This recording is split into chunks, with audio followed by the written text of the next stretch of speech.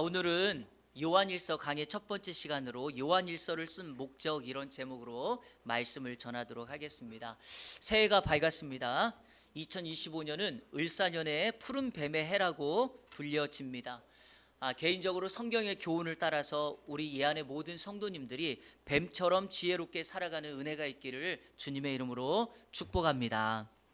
2025년 예안교회 행함과 진실함으로 사랑을 실천하는 교회, 행함과 진실함으로 사랑을 실천하는 성도라는 표어로 정하였습니다. 사랑이 식어지고 사랑이 아닌 것들을 사랑으로 오해하며 살아가는 이 시대에 그리스도인의 참된 사랑이 무엇이며 우리 그리스도인들은 어떤 사랑을 실천해야 되는지에 대해서 올 한 해에 달려나가고자 합니다. 이런 의미에서 오늘 우리 표어의 말씀이기도 하고, 그리고 사랑의 책이라고, 사랑의 사도라고 불리우는 사람이 쓴 요한일서 말씀을 2025년을 시작하며 강해하도록 하겠습니다. 요한일서라고 하는 책의 저자는 책 제목에 나와 있는 것처럼 요한일서, 즉 요한, 사도 요한이 쓴 성경입니다. 여러분, 사도 요한이 누구인가? 예수님의 제자로 알려져 있고 그의 형제 야고보가 있습니다. 여러분, 성경에 보면 야고보와 요한을 우레의 아들, 천둥의 아들로 소개하고 있습니다. 이런 걸 보면 이들은 불같은 성격의 사람이었습니다. 그런 요한이 어떻게 사랑의 사도가 되었을까요? 그들의 붙은 별명과 요한을 사랑의 사도라고 하는 것은 맞지 않는 것 같습니다. 하지만 그가 주님의 제자가 되어서 주님을 따라다니며 주의 사역을 감당하며 그는 사랑의 사도가 되었지요. 오늘 그 내용이, 그 말씀이 요한일서에 담겨져 있습니다. 우리가 한 가지 먼저 기억해야 될 것은 요한이 가지고 있는 불같은 성격보다 하나님의 사랑이 더 커서 그 성격을 덮고 채우니 그가 사랑이 가득한 사람이 되었다라는 것입니다. 바라기는 우리 이 안에 모든 성도님들의 그 삶의 영역에 하나님의 넓은 사랑이 가득 채워지시기를 주님의 이름으로 축원합니다.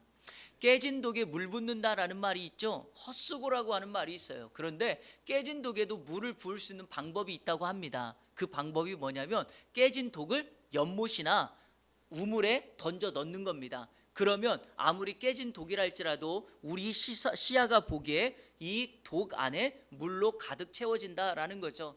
바로 하나님의 사랑이 우리 인생을 덮으면 우리 인생에 가지고 있는 상처, 그리고 성격, 그리고 우리의 가진 모든 것들보다 하나님의 사랑이 우리를 덮을 줄로 믿습니다. 그 은혜로 가득한 올 한 해가 되기를 주님의 이름으로 축복합니다. 요한일서는 사도 요한이 반모섬이라고 하는 곳에 유배되기 전에 기록한 성경입니다.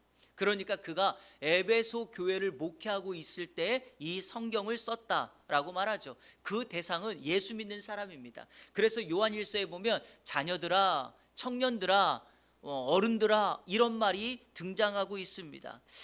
예수 믿는 대상들에게, 예수 믿는 성도들에게 이 편지를 썼다는 것입니다. 그럼 왜 썼을까요? 이유가 있습니다. 목적이 있습니다.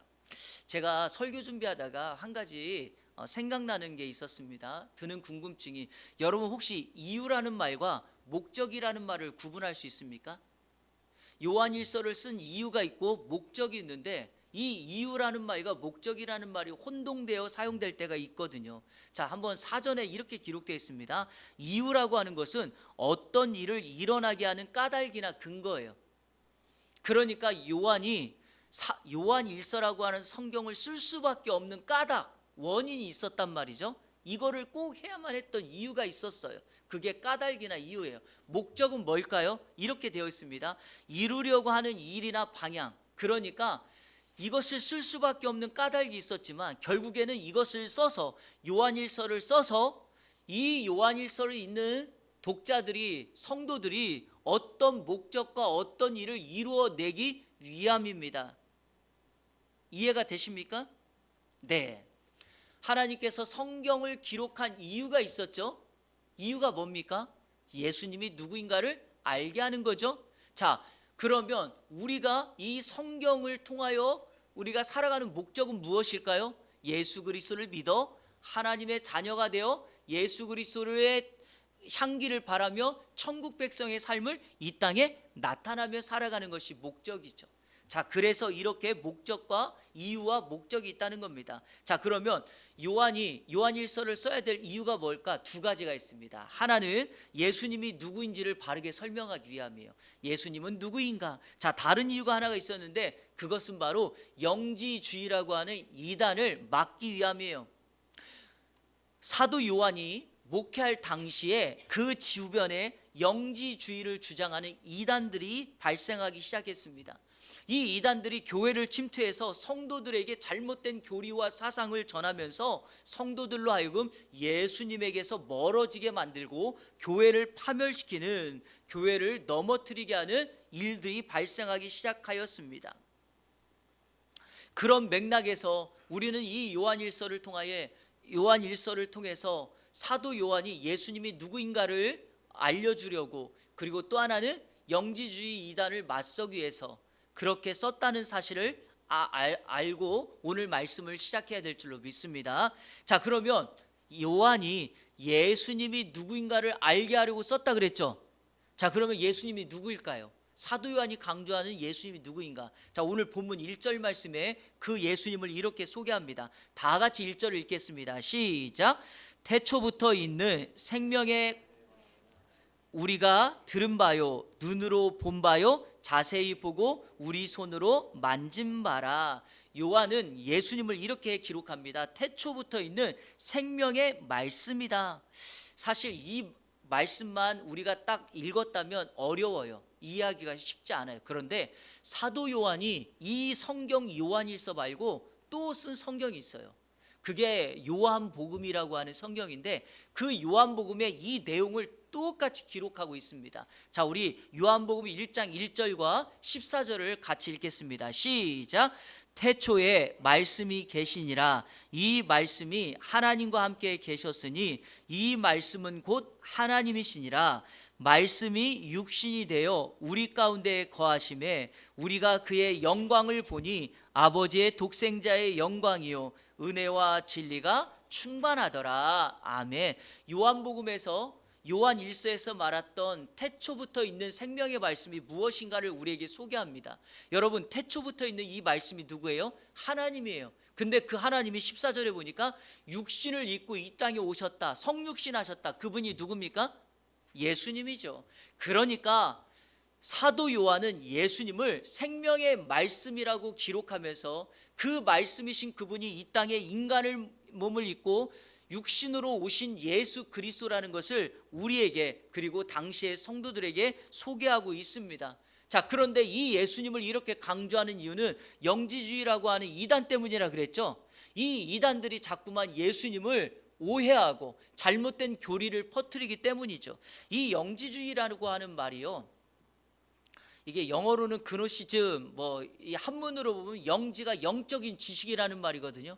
이 영지주의가 주장하는 게 뭐냐면 세상의 지식이 아니라 높은 초월적인 신적 지식을 가져야지만 사람들이 구원받을 수 있다는 거예요. 여러분에게 한번 질문합니다. 여러분들은 어떻게 구원받으셨습니까? 우리가 구원받을 수 있는 자격이 무엇입니까? 예수님을 믿으면 구원받죠. 그런데 영지주의는 그렇게 말하지 않아요. 예수님을 믿어서 구원받는 것이 아니라 우리가 알지 못하는 영적이고 신적인 지식이 우리에게 들어와야지만 구원받을 수 있다라는 거예요.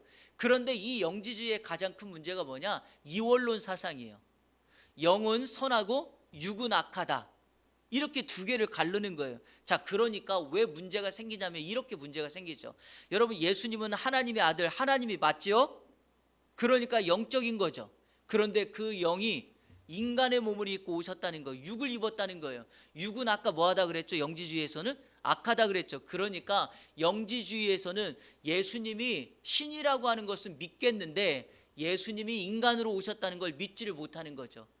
그러니까 온전하신 예수님에 대한 지식이 부족한 거예요. 그래서 이 사람들은 자기네들의 지식을 만들어서 육적인 예수 그리스도가 아니라 하늘의 하나님으로 오신 그 하나님이신 예수님만 우리가 알아야지만 구원받을 수 있다라고 말하는데, 이것은 우리 기독교, 우리 복음의 핵심을 완전히 저버리는 행동입니다.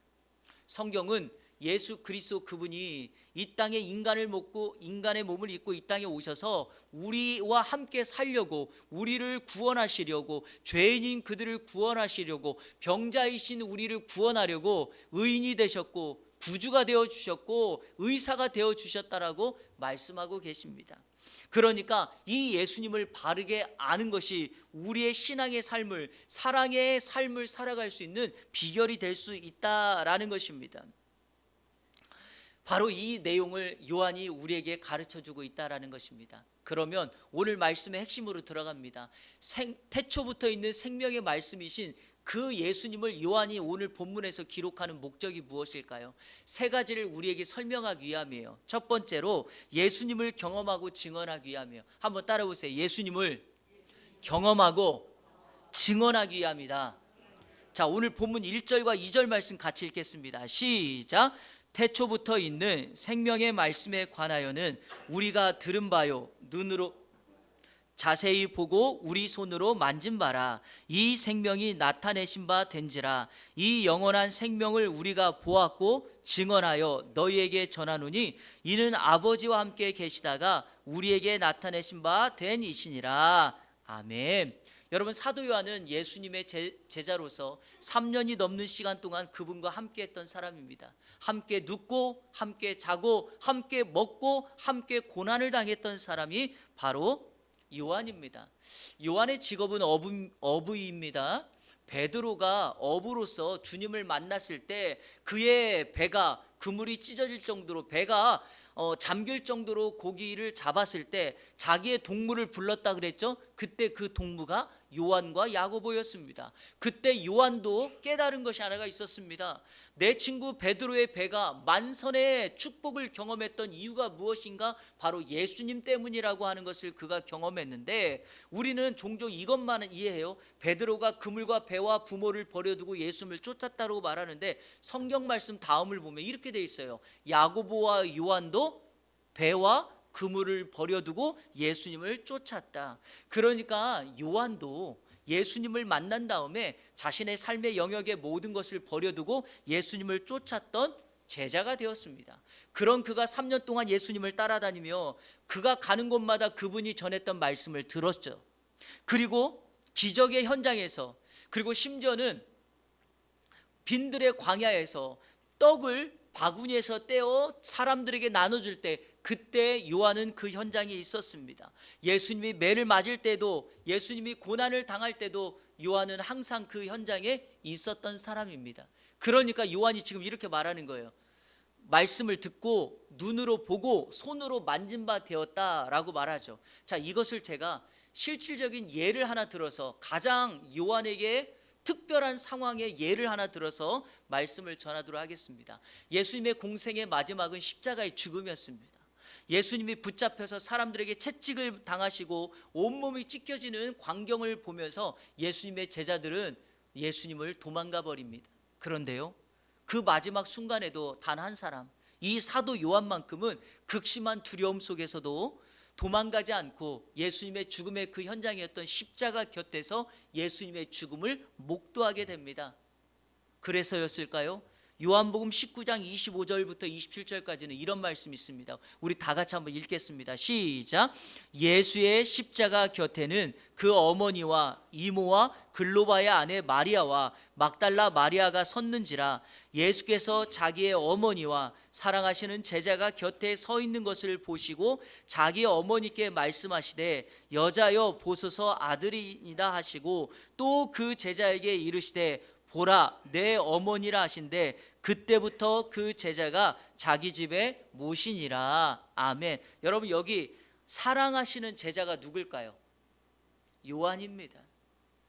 여러분, 예수님은 십자가의 죽음의 현장에서도 자기 곁에 있었던 어머니 마리아를 자신의 사랑하는 제자 사도 요한에게 어머니를 부탁하며 자신이 어머니를 돌보지 못하는 그 삶의 현장을 제자에게 부탁하고 있습니다. 그 마지막 사명을 받은 것이 사도 요한입니다. 자, 또 그래서였을까요? 예수님의 12제자 중에 유일하게 순교당하지 않고 마지막 인생을 반모섬에서 노년의 삶으로 마감했던 사람이 바로 사도 요한이었습니다. 그는 그곳에서 하나님과 임재를 경험하며 천국의 환상을 보면서 요한계시록이라고 하는 우리가 장차 들어갈 천국의 모형의 그림을 그리기까지 하였습니다. 여러분, 주님을 따르던 순간부터 마지막까지 예수님과 함께하며 손으로 만지고 눈으로 보고 예수님을 경험했던 그 사람이 바로 사랑의 사도가 되었던 것입니다. 왜 우리에게 사랑이 없냐고요? 이유는 하나예요. 우리가 예수님을 경험하지 못하니까 그런 거죠. 생명의 말씀이신 그분을 말씀을 듣고 그것으로 멈추는 것이 아니라 눈으로 보고 그리고 손으로 만짐만 되고 내 삶으로 체득했을 때 바로 그 생명의 말씀이신 그분의 생명이 우리 인생, 우리 안에, 우리의 공동체 안에 임하게 될 줄로 믿습니다. 바로 이번 한 주간 이 예수 그리스도를 여러분의 삶에 체험하시고 이 예수님을 증언하는 이 안에 모든 성도님들 되시기를 주님의 이름으로 축원합니다.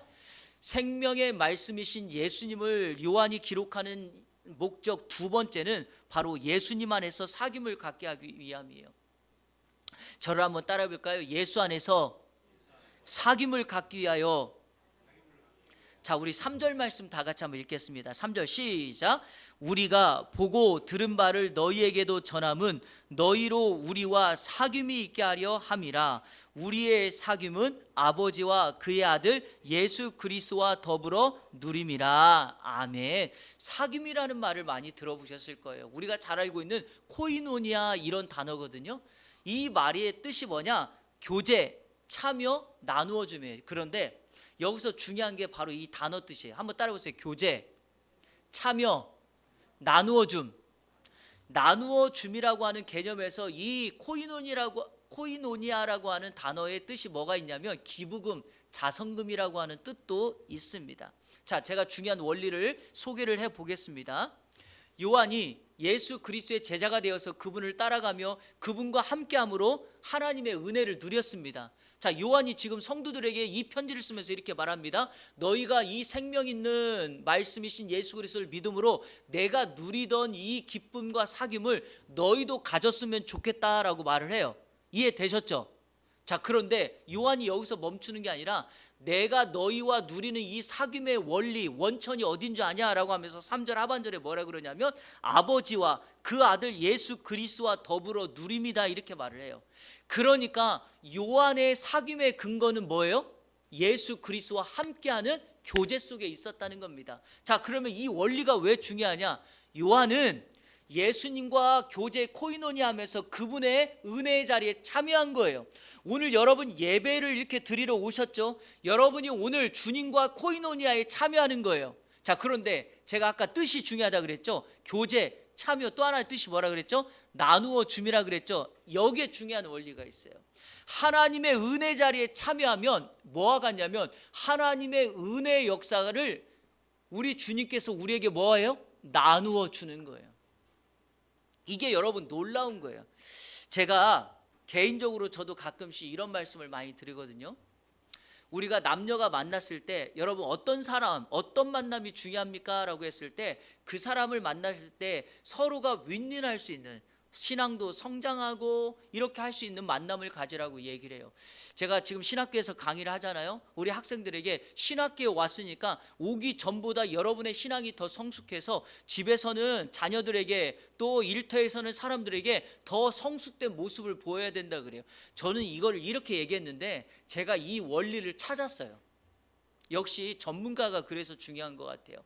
소통 강사라고 하는 김창옥 교수가 이것을 정확하게 단어로 이렇게 표현하더라고요.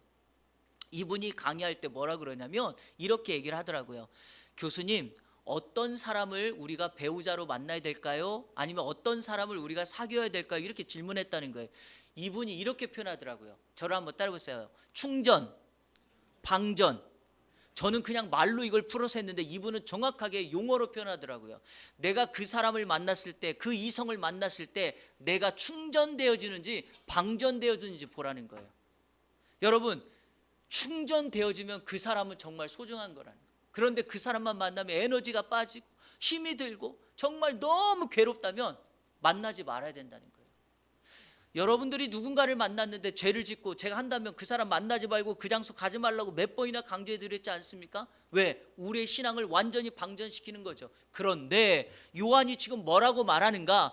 예수 그리스도와 함께 교제하고 예수 그리스도의 은혜의 자리에 참여하는 것은 바로 그분의 역사가 우리에게 뭐하고 있다? 충전되어지고 있다는 것입니다. 왜 성도가 예배를 중요하게 여겨야 되고 왜 성도가 기도해야 됩니까? 그 예배 자리, 그 기도의 자리는 하나님의 은혜에 참여하는 자리이기 때문에 하나님의 은혜의 역사가 우리에게 임하는 자리인 줄로 믿습니다. 그러면 우리가 받은 은혜를 가지고 이 세상을 향하여 나아가면 사람들에게 우리가 가진 은혜를 사귐을 통하여 그들에게 나누어 줄 수 있다라고 말하는 거죠. 여러분, 직장 가면 예수 안 믿는 사람도 많은데 안 믿는 사람이 왜 우리에게 와서 과장님, 대리님, 왜 우리를 위해서 기도해 달라고 이렇게 요청합니까? 그분들이 우리에게서 하나님의 능력과 은혜를 보았기 때문이죠.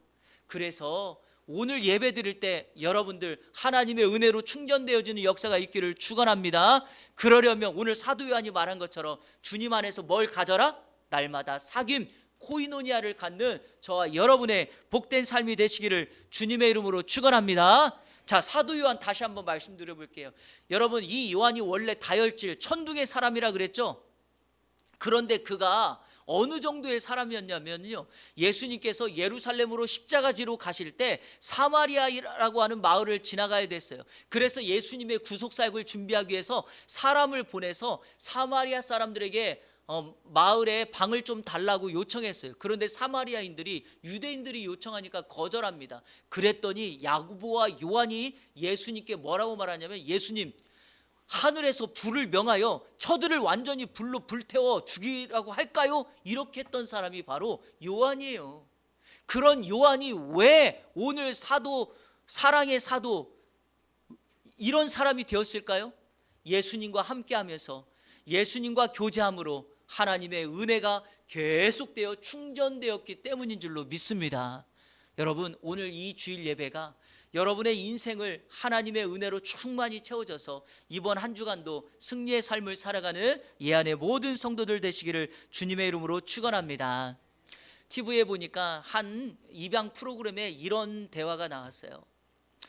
갓난아이였을 때 아이를 입양했던 아이가 소년이 되었어요. 초등학교 한 3, 4학년이 되었는데 아이가 엄마에게 이렇게 물어요. 아이가 앉아있고 엄마가 앉아있는데 아이가 이렇게 물어요. 엄마는 왜 날 입양했어? 라고 정말 감동되어지고 감격스러운 질문을 했어요. 그랬더니 이 엄마가 아이를 바라보면서 한 3초 정도 이렇게 말을 못하고 침묵하다가 이런 말을 했어요. 널 보는 순간 사랑하지 않을 수가 없었어. 그리고 엄마는 지금도 널 변함없이 사랑해 라고 말한 거예요.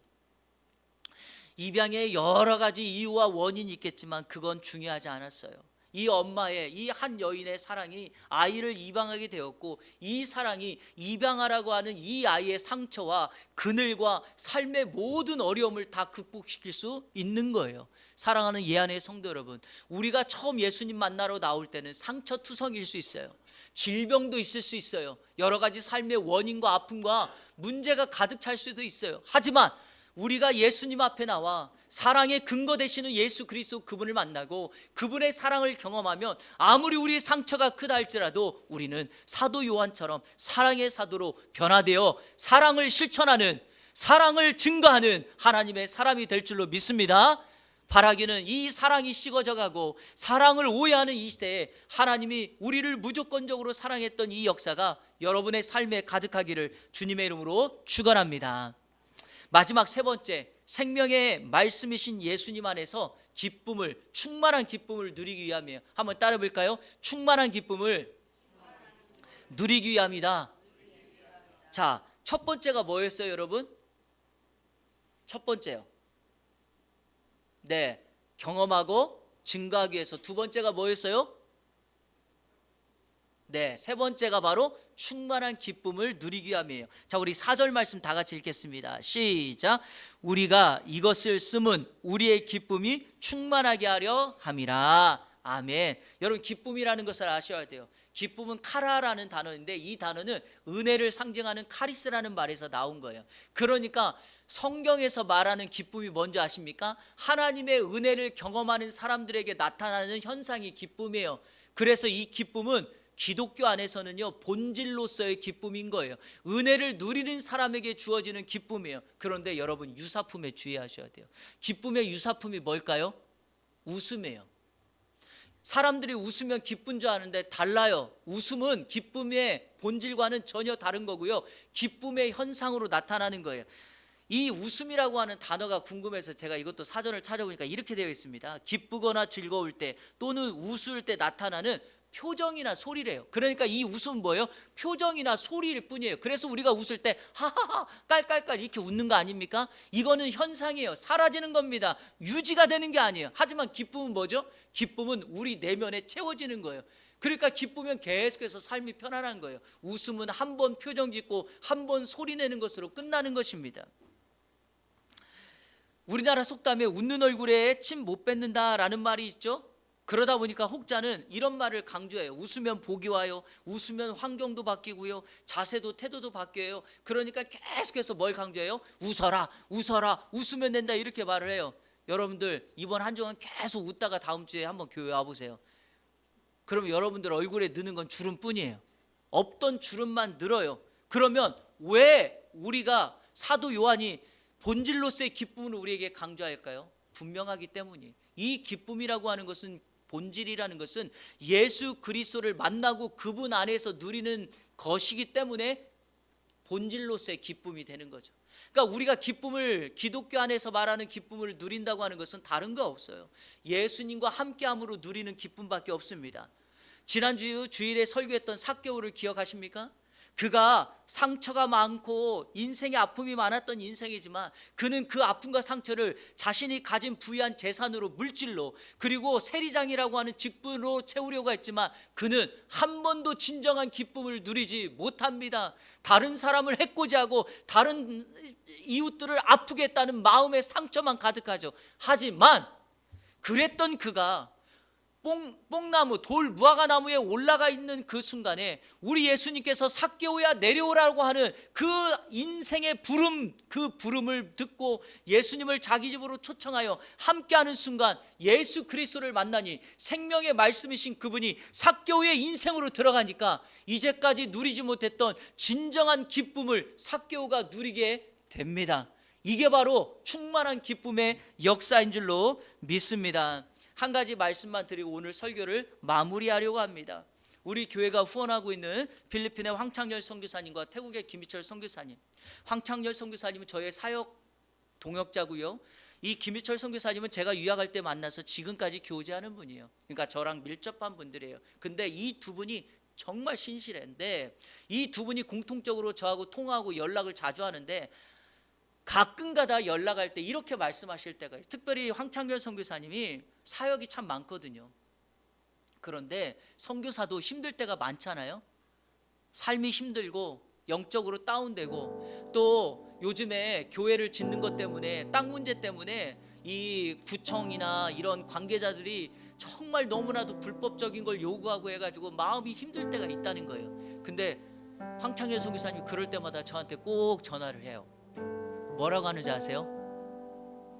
오늘 이안교회 예배 드리려고 합니다, 이렇게 얘기를 해요. 그러면서 하는 말이 그거예요. 다른 건 몰라도 이곳에서 우리 장로님과 집사님이 예배 때마다 기도할 때 태국의 김희철 선교사님, 필리핀의 황창열 선교사님의 이름을 부르며 호명하여 그 사역지를 축복하며 기도하는 그 기도를 들으면 뭐가 가냐면 내 인생에 막혔던 어려운 문제들이 싹 풀려나간다는 거예요. 뭐 때문에요? 하나님이 나를 잊지 않고 있고 한국에 있는 성도들이 나를 위해서 기도하고 있다는 것을 그들이 알고 있는 거예요. 그래서 힘들고 어렵지만 다시 주님과 함께하는 기쁨을 내 마음속에 채워 다시금 그 사람 만나기 쉽지 않고 힘들지만 그 현장으로, 그 자리로 나아간다는 거예요. 여러분도 마찬가지 아닙니까? 한 주간 동안 너무 힘들었지만 왜 우리가 예배를 포기하지 않고 이 자리에 나옵니까? 이 자리에 나와서 하나님을 만나 하나님을 찬양하며 예배하면 아무리 내가 싫은 소리 듣고 직장에서 관계가 어렵고 사람들의 아픔이 내 아픔이 되어서 힘들지라도 우리 상황을 주님께 맡기며 우리 주님이 우리의 모든 염려를 가져가시고 우리 안에 진정한 기쁨으로 우리를 채워주시는 것 아니겠습니까? 바로 이 기쁨이 예수 그리스도 안에서 누릴 수 있는 기쁨입니다. 바라기는 이 요한일서를 강의하는 동안에 우리 사랑하는 이 안의 모든 성도님들, 태초부터 있는 생명의 말씀이신 예수 그리스도, 그분과 함께함으로 여러분 예수 그리스도를 경험하시고 체험하십시오. 눈으로 보고 손으로 만져지는 예수 그리스도가 되기를 축복합니다. 그 예수님과 함께 뭐 하라고요? 사귀십시오. 교제하십시오. 그분의 은혜의 자리에 참여하면 그분의 능력이 우리에게 충전되어서 성령 충만한 인생이 될 줄로 믿습니다. 그 생명의 말씀이신 예수 그리스도, 그분을 의지하고 따라 나간다면 바로 그분이 우리에게 허락하시는 환경을 초월한 본질로서 충만한 기쁨이 우리의 삶을 인도해 주실 줄로 믿습니다. 이 은혜로 한 주간 승리하는 이 안의 모든 성도들 되시기를 주님의 이름으로 축원합니다. 우리 이 시간에 결단의 찬양으로 나 주님의 기쁨 되기 원하네, 본질로서의 이 충만한 기쁨이 내 안에 가득하여서 주님의 기쁨으로 이 한 주간 2025년 한 해를 살아가기를 원합니다 라고 하는 마음으로 같이 찬양하며 나갑니다. 나 주님의 기쁨 되기 원하네, 내 마음을 새롭게 하소서. 새 부대가 되게 하여 주사, 주님의 빛 비추게 하소서. 내가 원하는 한 가지, 주님의 기쁨이 되는 것. 내가 원하는 한 가지, 주님의 기쁨이 되는 것. 겸손히 내 마음 드립니다. 나의 모든 것 받으소서. 나의 맘 깨끗게 씻어주사, 주의 길로 향하게 하소서. 내가 원하는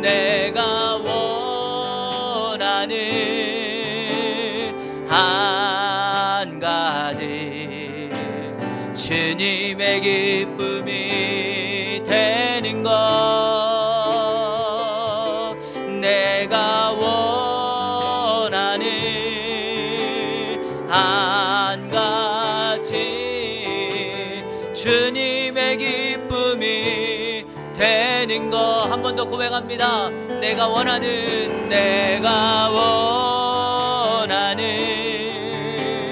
한 가지, 주님의 기쁨이 되는 것. 내가 원하는 한 가지, 주님의 기쁨이 되는 것. 생명의 말씀이신 예수 어린 양, 예수 어린 양, 존귀한 이름, 예수 어린 양,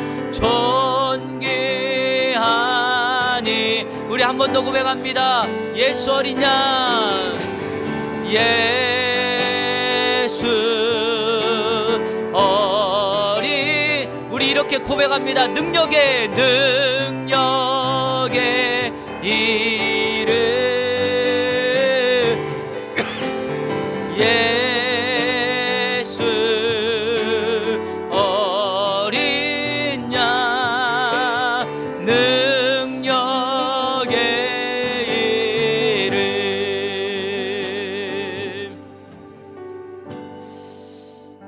사람들이 연약한 줄 알면서도 하나님의 능력을 힘입지 않습니다. 성도들이 자신의 연약함과 부족함을 알면서도 때때로 예배하고 하나님의 은혜를 구하지 않습니다. 오늘 이 시대는 사랑이 식어지고 잘못된 것으로 그 사랑을 대체하고 사랑을 오해하는 시대가 되었습니다. 예수를 믿는다고 말하지만 여전히 세상의 관점과 세상의 기준을 가지고 살아갑니다. 하나님이 나를 어떻게 보느냐보다 사람들이 나를 어떻게 바라보냐를 더 중요하게 생각합니다. 여러분, 이러한 때 우리의 능력이 다 빠져버렸습니다. 사랑이 아닙니다. 그래서 우리는 2025년을 달려나가며 하나님 앞에 이렇게 기도하는 것입니다. 하나님, 당신의 능력을 우리에게 채워 주옵소서. 당신의 기쁨으로 나의 기쁨이 되게 하여 주옵소서. 당신의 능력이 나의 능력이 되게 하여 주옵소서. 그래서 이번 한 주간 우리 교회와 우리 성도들로 말미암아 하나님의 역사, 사랑을 증거하고 특별히 표어처럼 행함과 말과 혀로만이 아니라 행함과 진실함으로 사랑을 실천하는 교회가 되게 하여 달라고 이 시간에 기도하겠습니다. 두 번째로는 여러분의 삶의 현장을 위하여 기도합니다. 하나님, 내가 일하는 일터에서 이 사랑의 능력이 나타나게 하여 주옵소서. 환경을 초월한 기쁨을 사람들에게 선포하고 증거하게 하여 주옵소서. 특별히 그들 가운데 예수 믿지 않는 이들이 있다면 내가 누리는 예수의 진정한 기쁨을 그들에게도 증거하여서 그들이 예수님을 만나는 2025년 한 해가 되게 해달라고 이 두 가지를 놓고 우리 시간에 다 같이 결단하며 기도하며 나가도록 하겠습니다. 기도합니다. 좋으신 아버지 하나님, 감사합니다. 하나님, 오늘 말씀을 통하여서 우리가 하나님 앞에 결단합니다. 하나님의 능력과 사랑으로 우리를 채워 주옵소서. 사랑이 식어지고 메말라가는 이 시대에 우리가 행동하는 사랑으로, 실천하는 사랑으로 이 땅 가운데 나아갈 수 있도록 인도하여 주옵소서. 하나님, 우리를 통하여서 예수 그리스도의 사랑의 사람이 될 수 있도록 인도하여 주옵소서. 은혜의 자리에, 사랑의 자리에 잠기게 하여 주옵소서. 충만케 하여 주옵소서.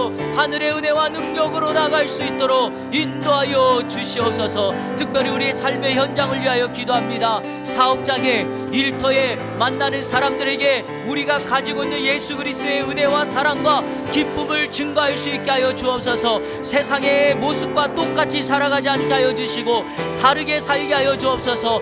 변화된 모습으로 살아가게 하여 주옵소서. 성령 충만한 모습으로 살아가게 하여 주옵소서. 그래서 사도 요한이 우리에게 강조하는 것처럼 태초로부터 있는 생명의 말씀이신 예수 그리스도, 그분을 경험하고 그분을 누리게 하여 주옵소서. 그분과 날마다 교제함으로 그분의 은혜를 충전하게 하여 주시옵소서. 또한 아버지 하나님이여, 그분이 우리에게 허락하시는 충만한 기쁨, 본질로서의 기쁨을 가지고 살아가는 우리 모두가 될 수 있도록 인도하여 주시옵소서.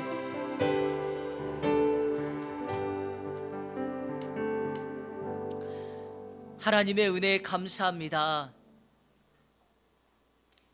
2025년 한 해 동안 태초부터 있는 생명의 말씀이신 예수 그리스도, 그분을 경험하고 그분을 사귀고 그분 안에서 충만함을 누리는 이 안의 모든 성도들 되게 하여 주옵소서. 예수 그리스도의 이름으로 기도하옵나이다. 아멘.